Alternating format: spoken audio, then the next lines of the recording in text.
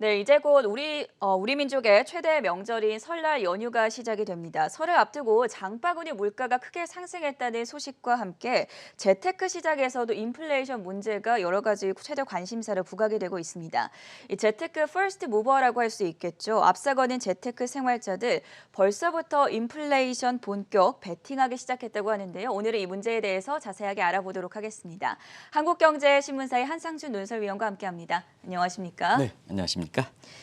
자, 오늘 뉴욕 금융시장 여전히 비트코인 그리고 인플레이션이 최대 관심사가 아니겠습니까? 네, 우리가 방송에서 보면은 그 내용을 요약하는 것이 뒷배경인데 요즘 뒷배경이 네. 굉장히 좀 화두가 되고 있어요. 오늘 동학개미들 개인 투자자분들이 굉장히 고민하고 있는데요. 어떻게 고민하냐면 비트코인과 주식의 상징적인 삼성전자를 놓고 고민하는 사항. 나중에 이걸 어떻게 답을 한번 내려보시기 바랍니다. 어쨌든 이렇게 고민에 빠지는 데에는 이렇게 인플레이션 문제가 이렇게 본격적으로 제기되기 때문에 그렇다 하는 걸 말씀드리겠습니다. 지금 인플레이션 문제에 대해서 하버드의 레리 서머스 교수라든가 그리고 아이비들이 인플레 문제에 대해서 좀 많이 고민하는 것 같습니다. 그래서 JP 모건의 제2인자 해당되는 핀토라든가 골드만삭스 같은 경우는 인플레가 복병이 될 것이다. 또 우리가 한국경제TV의 밑에 자막에 나오고 있습니다는 골드만삭스 같은 경우는 증시의 낙관론을 많이 폈는데요. 최근에 인플레 문제가 복귀되다 보니까 테이퍼링 금융 긴축이 좀 당초보다 앞당겨지겠다 해서 인플레 문제에 대해서 상당히 투자 리스크라고 생각하는 견해다 이렇게 됐습니다. 그러나 정책 당국 입장, 경제 컨트롤 타워의 제니 앨런이라든가 통화정책의 수장인 제롬 파월 같은 경우에는 아직 통제 가능한 수준이다. 고용 창출에 더 우선순위를 두겠다. 성장에 더 우선순위를 두겠다 하는 입장으로 서로가 양분된 상태다 이렇게 됐습니다. 이런 가운데 오늘 이렇게 두 가지 일정이 있죠. 시청자 여러분도 염두에 두시기 바랍니다. 오늘 파월 의장의 이렇게 뉴욕 비즈니스 스쿨 강의 네. 여기서 최근의 국제금리 상승이라든가 기대물가 상승이라든가 그리고 이와 관련해서 통화정책 문제에선 종전의 기조대로 완화 기조를 계속해서 가져갈 것인지 이런 언급사항이 시장에서는 인플레 문제가 관심이다 보니까 요 어조 하나하나에 따라서 상당한 시장에 영향을 미칠 수 있겠다 하는 것을 말씀드리고요. 최근에 중국이 사실 많이 국제금융 시장에서 많이 주목받고 있습니다. 가장 중요한 것은 중국의 국채가 미국의 국채보다 더 매력적인 수단으로 되면서 사실 세계 자금이 중국 국채로 들어가는 상황이기 때문에 국제금융 시장에서 디지털 위안화와 함께 중국이 사실 많이 주목을 받는 상황이거든요. 그래서 증시에 미치는 영향도 중국의 영향이 많습니다. 우리나라 같은 경우에도 지금 자금 중에서 보면 개별 종목이 좀 이렇게 변동성이 많지 않습니까? 네. 수익률도 좀 올라간다 하더라도 베이스 빅땡이 그렇게 떨어지기 때문에 그래서 지금 자금이 가장 많이 몰려가는 데가 중국의 전기차 관련된 ETF 상품에 자금이 가장 많이 올라가는 이런 모습이고 국내에서는 BBIG ETF 같은 이런 상품이 자금이 많이 몰려가는 풍도가 이게 나오고 있는데요. 그만큼 중국의 영향력이 중요한 겁니다. 그래서 오늘 중국이 CPI라든가 PPI 결과가 당초보다 높게 나올 것 같습니다. 그리고 인플레 문제가 확 부각되면서 국내 증시에서는 이 영향도 받지 않겠느냐. 아까 서 팀장이 이 문제를 지적하지 않았습니다는 오늘 발표되는 중국의 CPI의 PPI 물가지표가 굉장히 오늘 국내 증시의 장세를 이렇게 주도할 수 있는 큰 변수다는 걸 말씀드리고요. 예. 역시 오늘은 뉴욕에서 보면 텍스 마닝 기법에서 어저지수 관련해서 굉장히 화두가 됐습니다. 그래서 어저지수 보면 월가의 시장 참여자들이 무슨 용어를 가지고 얘기하느냐 하는 얘기거든요. 그런 측면에서 앞서 말씀드린 것 같이 인플레가 가장 많이 되고 그다음에 사람으로 보면 머스크, 테슬라, 비트코인 그리고 지금 CNN의 지금 트럼프와 관련된 상원의 탄핵 심의에 관련해서 아마 생중계를 보시는 분이 있을 네. 겁니다. 그래서 테슬라도 경제 외적인 측면에서 이렇게 나오고 있는데요. 사실 테슬라는 지금 가장 각광을 받고 있죠. 우리가 보면 지난주에 테슬라 증후군, 그 다음에 머스키즘, 트럼피즘에 이렇게 대비해서 머스키즘 하고 있는데요. 사실 그때의 월가의 시장 참여들의 조그만 얘기가 앞으로 그 시청자 여러분들 주목하실 필요가 있다 하는데요. 이번 주는 완전히 장식하는 것 같습니다. 뭐든지 테슬라 그다음에 머스크를 해서 장식되는 것 같습니다. 그래서 머스크는 굉장히 지금 추앙을 받는 데 많아서 이 트럼프 같은 경우에는 사실 지금 권력이 얼만큼 속절없는가 하는 것을 좀 보여드리겠는데요. 시청자 여러분 2018년에 나왔던 영화 명당이라는 영화 보셨습니까? 거기서 보면 권력을 잃은 흥선대원군이 세도상가에 안동김 씨 가서 이렇게 권력을 잃은 상태에서 이렇게 마치 그렇게 떨어진 권력은 상갓집의 개처럼 이렇게 음식을 이렇게 먹는 장면을 보았습니다. 아마 지금 방송 전에 트럼프 대통령의 전 대통령의 지금 상원에 이렇게 심의를 가정을 봤는데요. 네. 떨어진 권력은 상갓집의 개다 하는 그 표현의 명당에서 나온 것과 거의 할 정도로 이 권력이 속성이다 하는 걸 말씀드리겠습니다. 방송 화면에도 지금 이제 나오고 CNN 있네요. 지금 생중계하죠? 네. 생중계하고 있습니다. 그래서 지금은 머스크는 최대 추앙을 받고 있는데 반해서 엊그제까지 이렇게 국민들이든가 전 세계 국민들의 또 증시 투자하는데 굉장히 스트레스를 많이 했던 개인의 이익과 그 다음에 사실 그 개인의 자리를 위해서 저렇게 4년 동안 흔들어진 모습이 상갓집의 개처럼 취급받는 이런 쪽의 심의를 준 걸 보실 겁니다. 그래서 명당 내용을 좀 이렇게 해서 여러 가지 우리나라도 좀 정치 일정들이 많은데요. 이번에 사실 이렇게 설 연휴 기간에 영화 명당을 다시 한번 좀 보실 것을 권해드리겠습니다. 네. 자, 인플레이션이 계속해서 우려감이 확산되고 있다고도 여러 번 언급을 해주셨잖아요. 그렇다 보니까 최근에 인플레이션 관련해서 관심이 모아지고 있습니다. 이 부분에 대해서 이야기 들어볼까요? 이 대목은 지금보다도 네. 하반기에 갈수록 인플레 문제는 계속해서 얘기될 거다 그렇겠죠. 이렇게 보겠습니다. 이 대목은 굉장히 큰 중요한 대목이다 하는 걸 네. 말씀을 드리겠는데요. 이미 미국의 학계에는 연초에 전미경제학계에서 인플레 문제에 대해서 굉장히 언급한 내용을 시청자분이 주목하실 필요가 있다는 걸 말씀드렸습니다. 웨비나 세미나를 통해서 인플레 문제가 미국의 학계를 레이 서머스 교수라든가 이런 사람을 중심으로 해서 말씀을 드렸었는데요. 그런 것이 시발점이 돼서 시간이 가면 갈수록 이렇게 학계를 중심으로 해서 논쟁이 가열되는 상태고 이게 그동안은 인플레 문제에 대해서 이렇게 사실 그렇게 관심을 보이지 않았던 인베스트 뱅크들이 지금은 테이퍼링에 이렇게 빨리 되겠다 하는 정도로 왜냐하면 인베스트 뱅크들은 선제적으로 이렇게 대비를 해야 되기 때문에 경우에 따라서는 논의 재개 문제에 관심을 보이지 않다가 이 문제가 불거지면 빨리 자산을 좀 배분을 시켜야 되거든요. 자산에 이렇게 포트폴리오를 재조정해야 되기 때문에 그렇습니다. 그래서 시청자 여러분 아시겠습니다. 오늘도 골드만삭스가 금융 긴축이 당초보다 좀 상당히 빨라질 것이다 이렇게 얘기도 나왔습니다는 이 인플레 문제는 테이퍼링과 추진과 직결되는 사항이기 때문에 추진 여부와 관계없이 사실 증시 투자 입장에서는 최대 관심이 될 거다. 또 지금보다도 앞으로가 더 관심이 될 거다. 그 내용은 조금 이따 말씀드리겠습니다. 왜 더 관심이 되는지. 사실은 인플레 문제에 대해서 이렇게 논쟁의 시발점은 BEI라 해서 기대 물가 지표의 대표적 지표에 해당됩니다. 오늘 경제용어 한번 BEI 지표에 대해서 많이 나옵니다는 경제용어 설명을 한번 잠시 볼까요?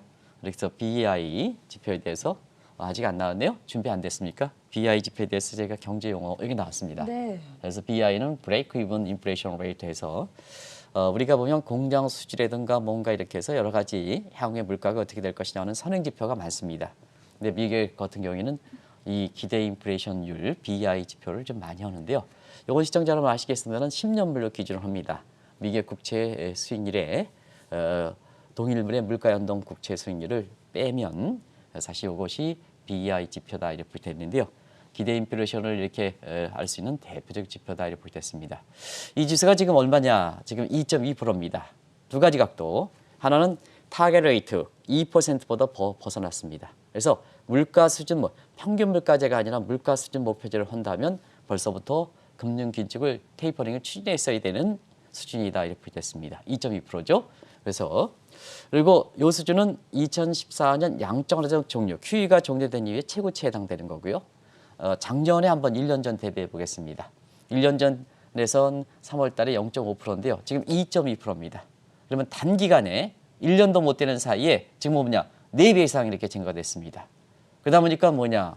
당연히 학계를 중심으로 또 월가를 중심으로 해서 인플레 문제가 최대 관심이 되는 상황이다 이렇게 됐습니다. 1년도 못 돼서 기대 인플레이션이 4배나 뛰었습니다. 이게 금융 완화 정책의 후유증의 무서운 점이다 하는 걸 말씀드리겠습니다.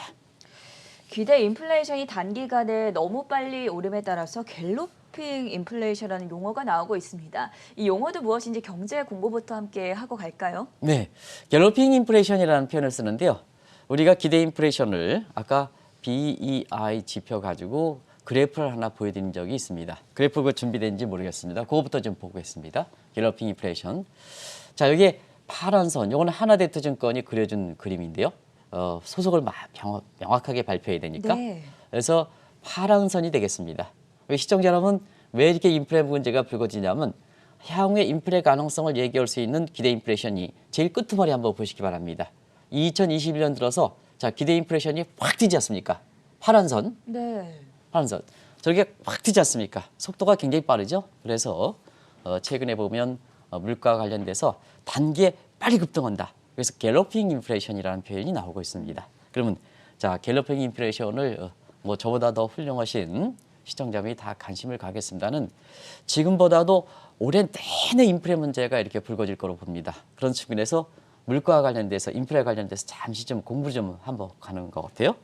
자 일단은 인플레이션이라는 용어는 여러 가지 분류 기준에 따라서 여러 가지 용어가 나옵니다. 일단은 공급 즉 이 always supply에서 총 공급에서 원인을 제공하냐 코스트 푸시.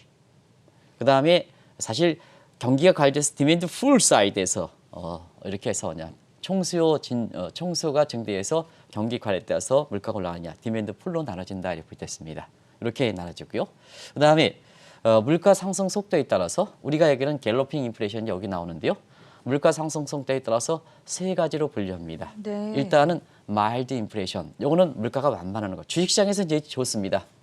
적당히 물가가 올라가는 것은 주식시장에서 최고로 좋습니다. 아마 작년에 그 하반기 이후서부터 하반기에서 펀더멘탈과 유동성 장세가 서로 겹쳐졌을 때 주가가 사실 많이 올라갔을 때 요 국면이 아니냐를 생각합니다. 그래서 마일드 통제가 가능한 인플레이션입니다. 그래서 최근에 물가가 이렇게 나오는 것은 제넷 옐런과 파월 입장에서는 통제가 가능하다. 아직까지 테이퍼링을 추진하지 않는다 하는 그런 입장으로 됩니다. 근데 시장에서는 골드만삭스라든가 이런 데에서는 왜 긴축을 우려했냐 하면 지금은 아까 말씀 기대 인플레이션이 굉장히 빨리 뛰지 않습니까? 갤로핑 인플레이션. 갤로핑이라는 것은 어느 나라 어느 차인가 현대차죠? 갤로퍼라는 단어가 있죠. 네. 갤로퍼 앞에 그 말이 그려져 있죠. 아마 그래서 이게 말이 뛰는 식으로 확 뛴다 이렇게 해서 아마 우리 그 전 앵커는 말띠가 아닌 것 같습니다. 이렇게 해서 서로 이렇게 얘기하면 말이 확 뛴다 이렇게 하면 좀 웃으실 거라고 했는데요. 이게 서울도 앞두고 그래가지고 제가 이렇게 네. 좀 이게 농담 삼아 하는데 이렇게 제가 갤럽 말이 뛴다는 식으로 하는데 별로 이렇게 사실 그러니까 보니까 제가 친한 분들은 백마띠가 되게 많긴 한데 네네네. 저는 네네. 아니기 때문에. 그래서 이제 이렇게 갤로핑 인플레이션이 그런 뜻이다 이렇게 됐습니다.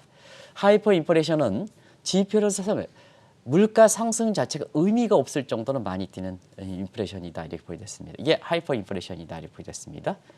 저는 또 다시 한번 긴장해 보시기 바랍니다. 네. 잠시 시간을 드리기 위해서 하이퍼 인플레이션의 대표적 국가를 한번 조금 이따 제가 질문해 드릴 테니까 이렇게 보겠습니다. 이것부터 설명드리고 그다음에 최근에 성장률 경기와 관련해서 또 세 가지가 나오죠. 디플레이션. 이건 뭐냐? 성장률과 물가가 동시에 떨어지는 것. 성장률과 물가가 동시에 떨어지는 겁니다. 그리고 리플레이션. 이거는 학술적 용어는 아닙니다. 근데 증권사를 중심으로 해서 만들었던 용어입니다. 디플레이션에서 경기 과열 인플레이션 직전까지 물가가 올라가는 것. 그래서 경기가 사실 과열이 우려되지 않을 정도로 해서 그동안 디플레이션에서 물가가 많이 떨어졌던 부분이 회복하는 상태. 요 리플레이션인데요. 요 리플레이션이 굉장히 중요한 의미를 갖고 있는 것은 요때 지금과 마찬가지로 사실 금리 차가 각국 간의 금리 차가 벌어집니다. 최근에 보면 유로 트레이드가 뭐 어쩌고 달러 캐리 트레이드가 어쩌고 트레이드 거래가 많습니다. 캐리 트레이드가 하는데요. 자 최근에 보면 유럽에서도 라가르드 총재라든가 이런 분이 유로와 같이 관련해서 유럽 쪽으로 유로 캐리 트레이드, 파지티브 유로 캐리 트레이드가 가능성이 적습니다. 할 만큼 이렇게 되는 것은 바로 리플레이션은 학술적 용어로 따지지만 이때 금리 차가 각 간의 금리 차가 많이 벌어지기 때문에 사실 캐리 트레이드의 캐리트와 관련해서 굉장히 중요한 의미를 갖고 있기 때문에 리플레이션이라는 표현을 쓴다 이렇게 보여졌습니다. 그리고 스태그플레이션, 스태그플레이션은 다들 아시죠? 최근에 유가 상승하지 않습니까? 유가 상승하면 어떠냐? 경기가 침체하는 스태그네이션에 자 원래 경기가 침체되면 물가는 떨어져 얘기했습니다는 디플레이션이다 얘기했습니다는 오히려 성장률이 떨어지만 코스트푸시 공급치기 때문에 사실 물가는 거꾸로 올라가죠. 이게 스태그플레이션, 정책적으로 대응하기 어렵다. 스태그네이션은 경기 부양해야 되는데 물가가 올라가니까 긴축을 해야죠. 지금도 그렇지 않습니까? 자, 제닛 옐런이라든가 파월은 경기를 부양하겠다. 1조 5천억. 물론 이제 제닛 옐런이 주도하고 있습니다는. 네. 그러나 한편에 있어서는 인플레 문제가 되니까 언제 통화를 긴축시키느냐. 이 문제가 좀 공존하고 있죠. 이게 이제 그렇다 이렇게 됐습니다.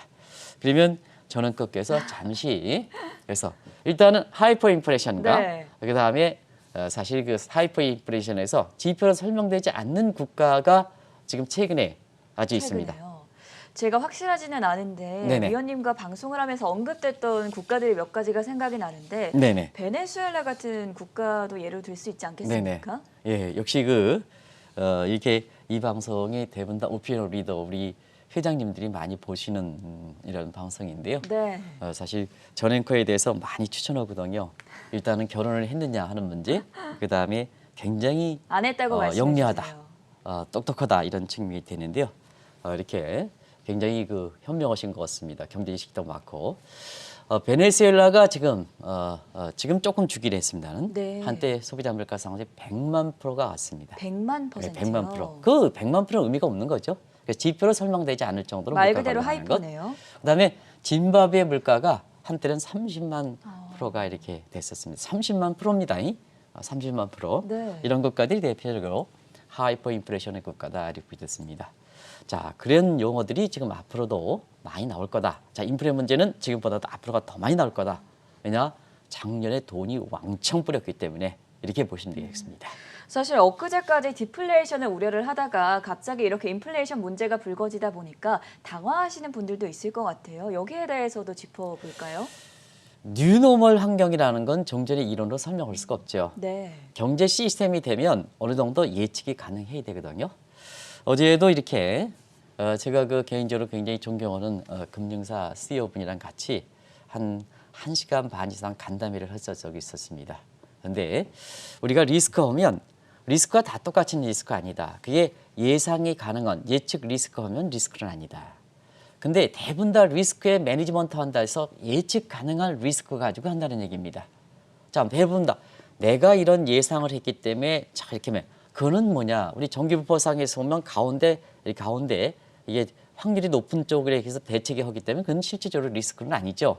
근데 꼬리염, 코로나 같은 꼬리염, 예상치 못했던 위험, 그래서 대비하지 못했던 위험 이런 부분에 꼬리염이 발생했을 때 그걸 어떻게 경륜과 지식과 이런 게 해서 이렇게 해서 그게 실질적으로 투자의 수익률을 결정하는 사항이기 때문에 그런 측면을 한번 얘기한 적이 있는데요. 그래서 똑같이 리스크를 하더라도 예상이 가능하냐 예상치 않느냐 하는 문제인데요. 예상치 않은 문제가 리스크 발생했을 때에는 사실 일단은 가장 페드 입장에서 또 각국 중앙 입장에서는 일단 돈부터 퍼부는 거다 이렇게 됐습니다. 돈이 없으면 리스크가 체감적으로 불거지기 때문에 그렇다 이렇게 됐습니다. 그래서 작년 3월 미국 시간으로 3월 3일 날 페드 출범 역사상 두 번째로 임시회의를 거쳐서 그랬었죠. 첫 번째는 2차 세계대전이었었거든요. 그리고 돈을 정크 펀드 쓰레기 채권까지 사입할 정도로 돈을 왕창 뿌렸습니다. 경제가 돌아갑니다.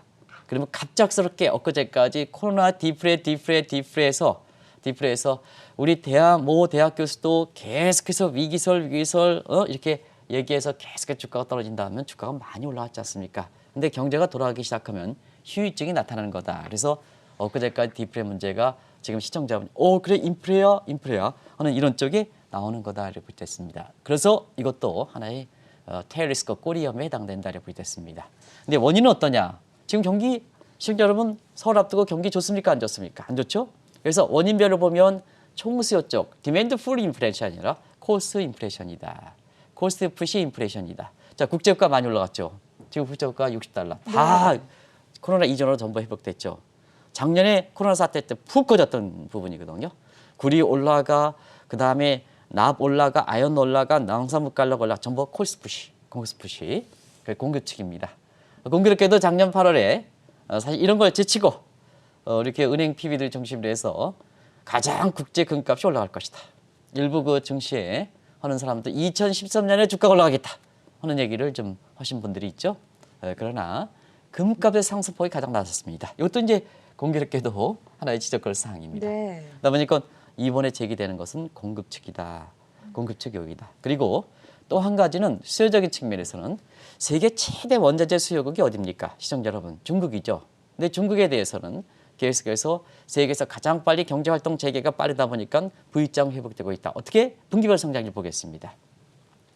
1분기 작년 1분기에 마이너스 6.8, 2분기에 3.2 플러스, 3분기에 4.8 플러스, 그 다음에 4분기에 6.5. 그래서 중국 경제 나중에 말씀드리겠습니다. 중국 경제가 잠재 성장률이 한 6% 보면 4분기 성장률도 이미 인플레 갭이 발생한 상태거든요. 네. 그런 문제다 이렇게 됐습니다.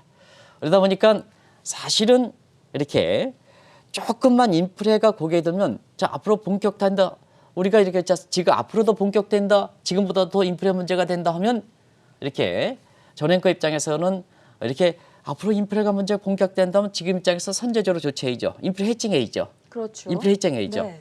그런 차원에서 지금은 금을 해칭하느냐, 인플레 해칭하느냐, 부동산을 해칭하느냐 그보다도 머스크라는 사람이 딱 나가지고 비트코인 인플레 해지 수단으로 비트코인 하다 보니까 지금 비트코인이 오늘 5만 달러도 돌파하는 거 5만 달러 육박하는 거 아니겠습니까? 네.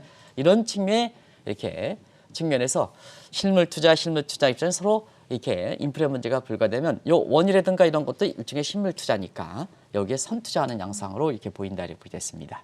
그리고 또 한 가지는 지금 바이든이 다자채널 복귀 이렇게 합니다는 이미 경제가 다극화되기 때문에 미국이 다자채널 복귀한다 하더라도 다자채널 빨리 복귀하지는 않고 있습니다. 그 대표적인 게 뭐냐? 자, 정치 퍼플리스트 입장에서는 아까 그 명당에서 권력이 떨어진 권력은 상갓집의 계획가처럼 그렇지 않습니까? 네. 이게 이런 사태가 발생하지 않게 해서는 권력을 유지해야 되거든요. 권력을 유지하면 국민의 퍼플리스트에서 국민의 가장 요구사항을 지켜줘야 되거든요. 그런 측면에서 지금 코로나 사태에 의해 가지고 굉장히 국민의 최대 관심이 표심을 결정할 때 가장 이렇게 하는 게 사실 코로나 문제가 아니겠습니까? 백신이 나왔습니다. 다른 데 주느냐? 인류 보건 차원에서 세계 뭐 이런 아니지 않습니까? 백신의 민족주의, 국수주의가 되다 보니까 그래 백신을 먼저 개발한 데서 민족주의 대 우리의 안조 화나지 않습니까? 내가 권력을 잡고 있는 사람은 권력을 떨어질 가능성이 있지 않습니까? 그래 그러면 우리가 갖고 있는 히토리든 뭐든 이렇게 해서 국유화되겠다. 그렇다. 이런 게 세 가지 요인이 맞물리다 보니까 엊그제까지 디플레이 됐던 것이 갑자기 꼬리염 텔레스가 불가되면서 확 해서 이렇게 인플레 문제가 불거지는 거다라는 걸 말씀드리겠습니다. 요새 언론을 중심으로 보면은 원자재 가격이 슈퍼사이클에 진입했다라는 보도들이 많이 보이고 있습니다. 이 가능성에 대해서는 어떻게 보고 계십니까? 우리 증권사의 애널리스트 같은 경우에는 꼭 좀 당부해드리겠습니다. 지금 원자재 가격이 올라간 지 반년뿐이 안 됐습니다. 네. 뭐 1년이나 됐습니까? 원자재 가격이 올라간 지 작년에 하반기 이후부터 올라갔지 않습니까? 그 슈퍼사이클 되면 이론상으로 보면 자, 20년 이상 지속돼야 됩니다. 앞으로 20년 지속될 가능성이 있습니까? 20년 어떻게 단 10년만 하더라도 10년 예측하겠습니까? 이렇게 용어를 좀 정확하게 설명해 주시기 바랍니다. 그래서 이 최근에 원자재 가격이 이렇게 올라가 함께 원자재 슈퍼사이클, 반도체 슈퍼사이클, 5G가 지금 나온 지 얼마 됐는데 5G 슈퍼사이클 하는데 지금 가격이 올라간 지 이렇게 원자재 같은 경우에는 6개월 정도뿐이 안 됐는데 불구하고 지금 원자재 슈퍼사이클 이렇게 얘기해가지고 시청자분이라든가 고객들한테 그 원자재 관련된 DLC라든가 관련된 상품 주식 사세요 이렇게 얘기하는 건 잘못되어 있다는 걸 말씀드리겠습니다. 앞서 말씀드린 같이 갤러핑으로 올라간다. 단계 빨리 올라간다. 세 가지 요인에서 빨리 올라간다. 그래서 강만수 선수가 다른 배구 선수보다 때리면 강만수 선수 잘 모르시죠? 네, 저는 사실 잘 모르시죠? 모르겠습니다. 예, 예전에 강만수 이렇게 인물도 배구 잘생기시고 현대에 이렇게 배구 선수인데요. 이 스파이크를 때리면 다른 이렇게 선수보다 평균적으로 보면 스파이크 속도가 1.5배나 돼서 이렇게 지금 이렇게 리스버그가 받으면 여기에 매겨진답니다. 네. 그래서 아주 세계적으로 아주 유명하신 분인데요. 이분과 마찬가지로 단기적으로 가격이 급등하는 현상을 보통 슈퍼 스파이크 국면이다 이렇게 보겠습니다. 그래서 지금은 원자재 가격이 6개월 정도뿐이 안 되는데도 불구하고 언론들 같은 경우에는 슈퍼 사이클이다 해서 지금 특집들이 나오고 있는데요. 사실은 지금 저기면 슈퍼 사이클이 10년 이상 지속된다. 원래 이런 상황은 20년 이상 지속돼야 됩니다. 근데 이 10년만 하더라도 지금 10년 후에 세계 경기 어떻게 되겠습니까? 세계 경기 어떻게 됐습니까? 다음 년도, 내년도에 다시 죄송한 말씀입니다는 제2의 바이러스가 터져가지고 다시 경기가 어떻게 되는지 어떻게 하겠습니까? 아무도 모르는 거죠. 아무거죠. 지금 종전에 이런 통합니까? 예측기법 통합니까? 안 통하니까 눈여볼 소사이티죠.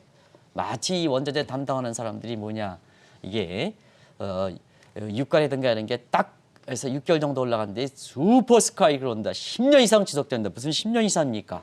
그래서 지금 상태에서는 사실 가격이 단계 급등하는 슈퍼 스파이크라는 표현을 쓰는 것이 적당하다는 걸 말씀드리겠습니다. 이게 2014년에도 금융위기 이후에 2014년까지 국제유가가 $100 올라갈 때 3년, 4년 정도 지속되더라도 그때 슈퍼 사이클이라는 표현을 쓰지 않고 슈퍼 스파이크라는 표현을 썼거든요. 네. 그런 과정에선 외국에서는 사실 고드만삭스라든가 이런 데 잘 표현하지 않는데요. 물론 표현들이 있긴 합니다는 국내 그 증권사를 중심으로 해서 이렇게 마치 슈퍼 스파이크 10년 이상, 20년 이상 지속된다 이런 얘기는 좀 이렇게 정확하게 좀 하실 필요가 있다 이렇게 보겠습니다.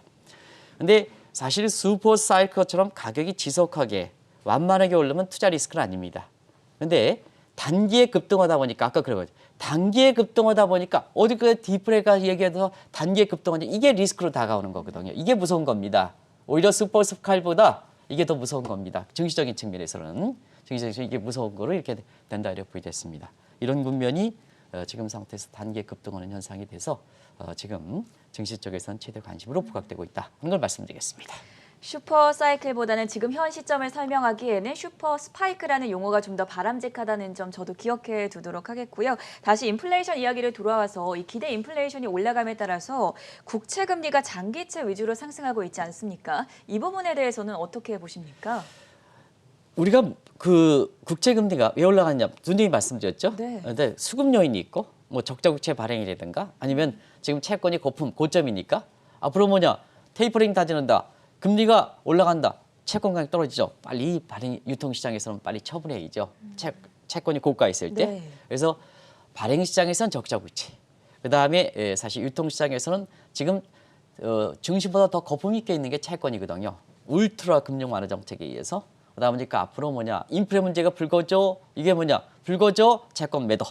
그러다 보니까 채권 시장에서는 발행 시장과 유통 시장에 오버 서프라이 되면서 자 채권 가격이 떨어지고 금리가 올라가는 현상이다. 근데 지금은 단기 금리는 각국 중앙은행의 기준금리에 연계되어 있습니다. 그래서 아직까지 기준금리를 올리지 않다 보니까 단기채 금리든 시장 금리들은 꽉 묻혀 있는 상태입니다. 그렇게 많이 올라가지는 않습니다.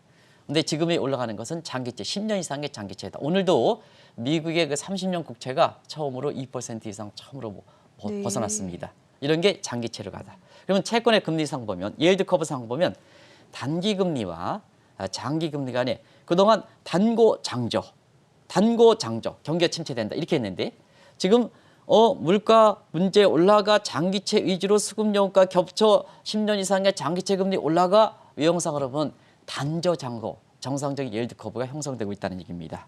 그래서 사실상 우리가 보면 시청자 여러분도 잘 아시겠지만 유동성 프리미엄이라든가 그다음에 리퀴드 프레퍼런스라든가 마켓 세그먼트 시장 분할 가설이라든가 이런 쪽에 이렇게 보면 사실 단저 장거의 정상적 예는 경기 침체다, 경기 회복이다 하는 것을 잘 아실 거라고 봅니다. 자, 경기가 회복되지 않느냐? 이렇게 하다 보니까 돈이 이게 왕창 온 게 다시 돌아가기 시작하면 중앙은행에서 돈이 공급이 돌아가기 시작하면 통화 유통 속도 올라가, 통화 승수 올라가. 그래서 전 앵커가 코로나 직후에는 딱 해서 우리나라의 국난극복지원금 무슨 지사가 딱 해서 10만 원 준다 하더라도 딱 해서 그거 써야 되는데 씁니까? 미래가 불확실한데 재정 적자만 심해되고 이렇게만 하죠. 안 쓰지 않습니까? 전부 저축률 올라가죠. 그럼 무슨 지사가 지금도 뭐냐면 포퓰리즘 창을해서 뭐 전 국민한테 지금 재정 적자라든가 재정 적자 상태에서 홍남기 부총리가 고민하는데 이거 다 줘야 된다. 이렇게 얘기하면 이거 잘못됐다는 걸 말씀드리겠습니다. 줘서 써이죠. 근데 뭐냐 미래가 불확실하니까 작년 같은 경우는 안 쓰죠. 저축이 올라가죠. 그런 게 이제 지금 이렇게 국내 4차 국난급과 지원금 관련해서 한번 생각해 볼 대목이지 않냐 하는 생각이 드는데요. 사실 경제가 올라간다. 그러면 돈이 돌아간다. 유통속도, 유통 승수가 올라가지 않습니까? 네. 그러면 뭐냐? 이제 전행커서 미래에 대해서 좀 경기 회복 때 어떻게 되겠습니까? 돈 써이죠? 그래서 돈이 자, 10,000원짜리가 한 달에 한 번 도는 것과 한 달에 10번 도는 것과 다르다. 한 번 도는 것은 진짜 10,000원이지만 10번 돌면 10만 원의 경제적 부가가치 한다는 얘기거든요. 그게 경제활력 지표다 이렇게 됐습니다. 그래서 경제활력 지표에 돌아가 돈이 많이 필요한 상황에서 저축률 같은 게 그러면 뭐 인플레 문제가 불가되겠죠. 그래서 최근에 보면 장단기 금리 안에 단저 장사의 정상적 예들과 함께 경기 회복, 펀더멘탈 장세 그리고 물가가 확보가 되는 거다 이렇게 됐습니다. 이 물가에 관련해서 이 장단기 예일드 커브가 얼만큼 이렇게 예측력이 갖고 있느냐 하는 측면에서는 페드에서 에스트라이스 학자한테 이렇게 한 걸 보면 예측력이 높은 거로 나오고 있습니다. 네. 높은 게 나오고 그다음에 레벨이 체인지보다 더 예측력이 높은 거로 나오고 있습니다. 근데 지금은 레벨이 굉장히 높은 수준이거든요. 그래서 앞으로 경기 회복 이런 얘기가 나오는 거다. 그래서 CBO라든가 이런 데 지난번 말씀드린 올해 하반기에는 경기 성장률마저 이렇게 코로나 이전으로 극복된다. 그러면 돈 많이 풀린 거 어떻게 될 것이냐. 지금부터 한번 보겠습니다. 공급 측에서 촉발된 인플레이션이 수요 측으로 이어질 가능성은 얼마나 있다고 예상하십니까? 자, 돈 많이 풀렸습니다. 네. 공급 측에서 인플레 증가했습니다. 그렇죠. 펀더멘탈 측에서 정상적인 경기 회복된다. 돈이 돌아간다. 그러면 사실 이것이 수요 측 코스트푸시가 디맨드 풀 사이로 이렇게 연결될 가능성이 있기 때문에 네. 하반기에 물가 문제가 더 이렇게 증시 입장에서는 주목할 수 있다고 보여졌습니다. 그런 측면에서 디맨드 풀 사이의 인플레 가능성은 오큰 법칙에서 설명한다고 보여졌습니다. 오큰 법칙은 실제 성장률에서 잠재 성장률을 뺀 거다. 실제 성장률에는 예상 성장률도 같이 포함된다고 보여졌습니다. 그러면 이게 플러스 갭일 때는 인플레 갭이고 마이너스 갭 포인트 갭일 때는 디플레 갭이다. 잘들 아실 겁니다. 그런 측면에서 중국은 올해 성장률이 9%대 8%입니다. 잠재 성장 6%입니다. 이거 높게 잡은 겁니다. 지금 중국의 잠재 성장률은 5% 떨어졌다 하는데 높게 잡은 겁니다. 네. 일부러 시청자분한테 화들짝 놀리시는 것을 적게 여기에서 높게 잡습니다. 높게 잡더라도 3%포인트 인플레 갭이 발생한다. 자, 그러면 양대국의 하나 있는 미국 한번 보겠습니다. 미국의 올해 성장률 4.6% 정도로 이렇게 봅니다. 가장 보수적으로 이렇게 4.6% 정도 이렇게 보는데요. 전부 IB라든가 보면 5% 보이지 않습니까? 4% 보면 지금 미국 경제 성장률이 잠재 성장률 1.5% 떨어졌다 하는 얘기도 많습니다. 트럼프 때 설비 투자를 안 해가지고 자기 자신의 정치적 파워필리즘에 쓰는 관계로 인해서 안 했다. 1.5% 떨어졌는데 그냥 그걸 하면 자 3%포인트 갭이 발생합니다. 시청자는 깜짝 놀라니까 제가 일단 그 미국에서 보면 포브스 모델 미국의 거시경제팀의 통화정책에 가는 포브스에서는 미국의 잠재성 2.5% 정도로 봅니다. 네. 그러면 4.6%보다 2%포인트 인플레이션이 발생한다. 어떻게 할 것이냐.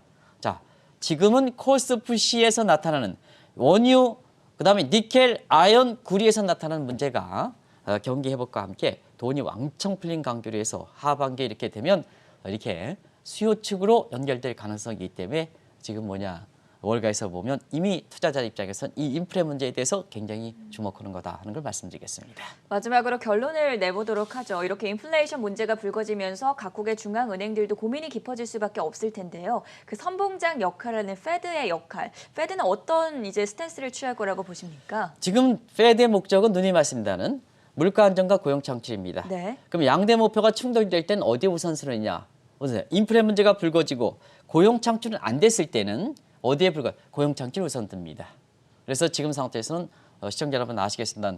고용 창출 목표가 달성되지 못했을 때에는 인플레 문제가 불거되고 국채 금리가 이렇게 된다 하더라도 사실상 정부 페드가 쉽게 통화정책 기조를 변경할 수 없는 통화정책 불가역성을 갖고 있다. 그럼 안심할 수 있느냐?